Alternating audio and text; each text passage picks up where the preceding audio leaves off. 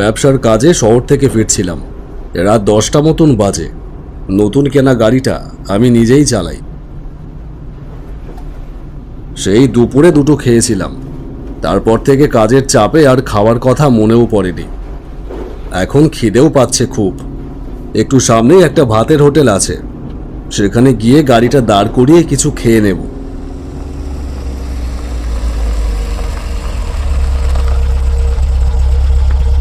হোটেলের সামনে এসে দাঁড়াতেই নাকে এলো খাবারের লোভনীয় গন্ধ। যাওয়ার সময় এই হোটেলটা দেখে গিয়েছিলাম। আমার শহরের বড় বড় হোটেলে খেতে একদমই ভালো লাগে না। অনেক লোক, ক্যাচাবেচি, এইসব হলে খাবারের স্বাদটা ঠিক মতন অনুভব করা যায় না। আর এই হোটেলটা বেশ নির্জন জায়গায়, তাই ভেবেছিলাম ফেরবার সময় এই হোটেল থেকে খেয়ে যাব। কিন্তু ফিরতে ফিরতে রাত 10টা বেজে যাবে সেটা তখনও বুঝতে পারিনি। যাই গিয়ে দেখি কি খাবার পাওয়া যায়।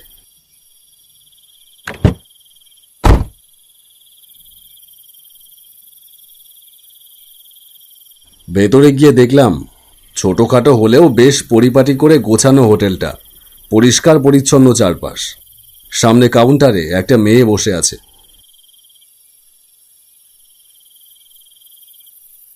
সেখানে গিয়ে বললাম, ভাত পাওয়া যাবে? যাবে স্যার। ভাতের সঙ্গে কি নেবেন? আমাদের কিন্তু সব নিরামিষ আইটেম। জানি। পনির হবে? হবে স্যার। আচ্ছা ঠিক আছে, দিন। অর্ডার করে আমি ওয়াশরুমে গেলাম হাত মুখ ধোবার জন্য।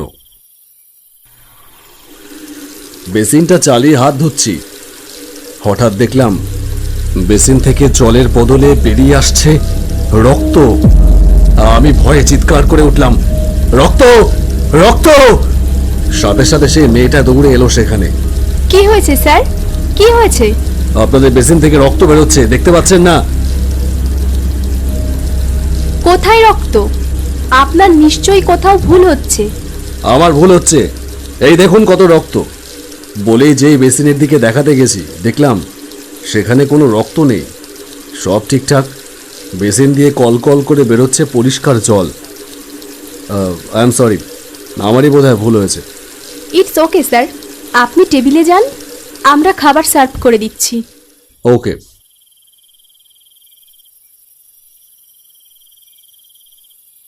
আমি টেবিলে এসে বসলাম। একজন লোক এসে খাবার দিয়ে গেল। এক থালা গরম ভাত, বাটিতে ডাল, একটা সবজি আর পনিরের তরকারি। খাবারের গন্ধটা বেশ সুন্দর, নিশ্চয়ই রান্নাটা খুব ভালো হয়েছে। আমি ডালের বাটি থেকে ডাল ঢালতে যাব বলে যেই বাটিটার দিকে তাকিয়েছি, হঠাৎ দেখলাম বাটিতে ডাল কোথায়? সেখানে ডালের বদলে রয়েছে তাজা এক বাটি রক্ত। খাবারের প্লেটের দিকে চোখ পড়তেই দেখলাম খাবারের বদলে প্লেটের ওপরে রয়েছে কাঁচা মাংস। আমি ভয়ে আবার চেঁচিয়ে উঠলাম, কে আছেন? Waiter, waiter! মেয়েটা এগিয়ে এলো। কি হয়েছে স্যার? কি হয়েছে মানে? আপনি দেখতে পাচ্ছেন না কি হয়েছে? কি সব দিয়েছেন? বাটি ভর্তি রক্ত, থালা ভর্তি কাঁচা মাংস, এগুলো কি মানুষে খায়? এইসব কি বলছেন আপনি? আমাদের এই হোটেল সম্পূর্ণ নিরামিষ। আর আমি আপনাকে রক্তই বা দিতে যাব কেন? ভালো করে দেখুন, প্লেটে খাবারই রয়েছে, কাঁচা মাংস না। স্যার, আপনার কি শরীর খারাপ লাগছে? আপনি এমন করছেন কেন? কি হচ্ছে এসব আমার সাথে? আর কেনই বা আমি সব জায়গায় রক্ত দেখতে পাচ্ছি? হঠাৎ আমার চোখ গেল কোণার দিকে টেবিলে বসে থাকা একটা লোকের দিকে।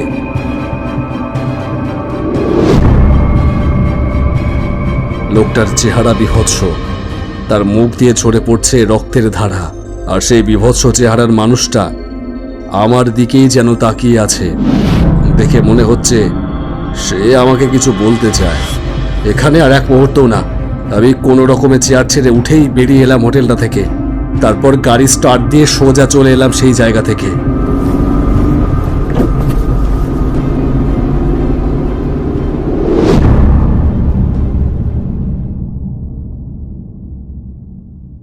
হ্যালো সতীশ, আজকেও আবার? কি বলছো? আবারও? হ্যাঁ, আবারও রক্ত, কাঁচা মাংস।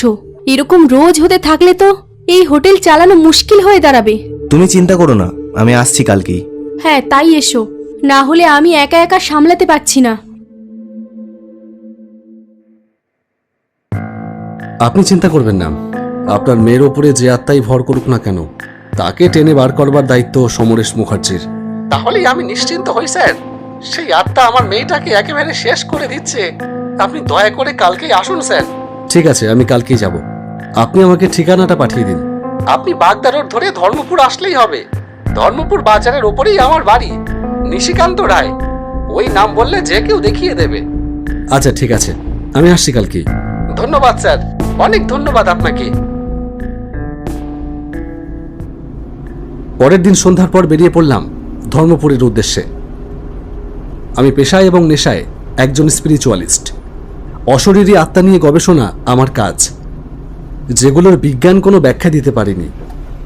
আমার কাজ বিজ্ঞানের সাথে সুপার ন্যাচারাল পাওয়ারের একটা কম্বিনেশন ঘটানো, আর তাতে আমি 70% সাকসেসফুলও বলা যায়। এখনও এমন অনেক অতিপ্রাকৃত শক্তি আছে যা থাকে আমাদের চারপাশেই, কিন্তু যাকে বশে আনা কঠিন। আরও অনেক বেশি সাধনা লাগবে তার জন্য। বাগদা রোডে ঢুকে একটা হোটেলের দিকে চোখ পড়তেই গাড়িটা থামালাম।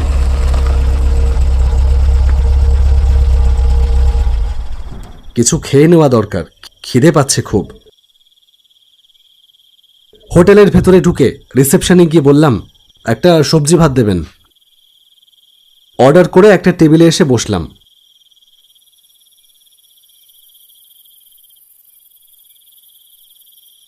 আর তারপরই পকেটে হাত দিয়ে দেখলাম ফোনটা গাড়িতে ফেলে এসেছি।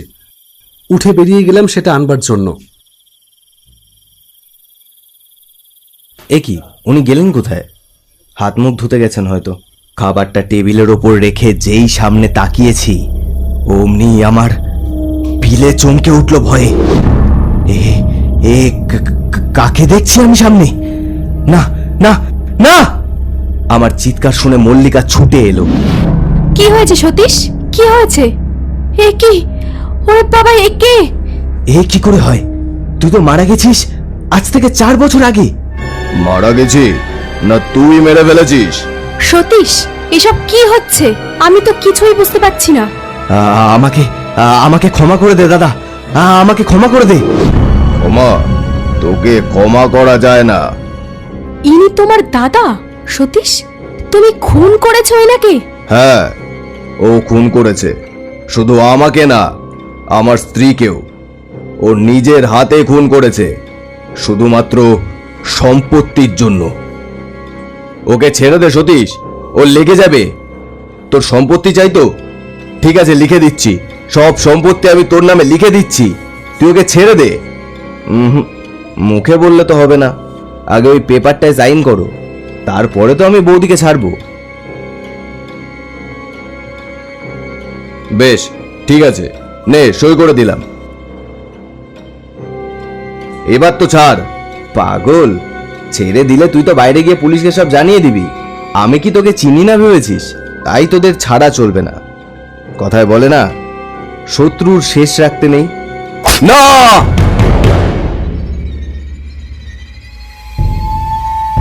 আমার চোখের সামনে আমার স্ত্রী ছটফট করতে করতে মরে গেল, তা আমি সহ্য করতে পারলাম না। আমিও হার্ট ফেল করে মারা গেলাম সাথে সাথে। আজ আমার দিন সতীশ, আজ আমি প্রতিশোধ নেব। তুই যেমন আমার চোখের সামনে আমার স্ত্রীকে মেরেছিলি, আমিও তেমন তোর চোখের সামনে তোর স্ত্রীকে মারব। আপনজন হারানোর যন্ত্রণা কেমন হয় তুই এবার তা বুঝবি। না, আমার অপরাধের শাস্তি আমার স্ত্রী কেন পাবে? ওকে কিছু করো না। না,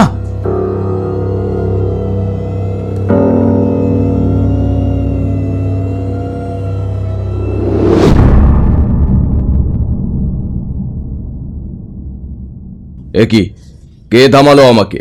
কার এত বড় দুঃসাহস? কে? আমি ডক্টর সমরেশ মুখার্জি। আমি থাকতে তুমি ওদের কোনো ক্ষতি করতে পারবে না।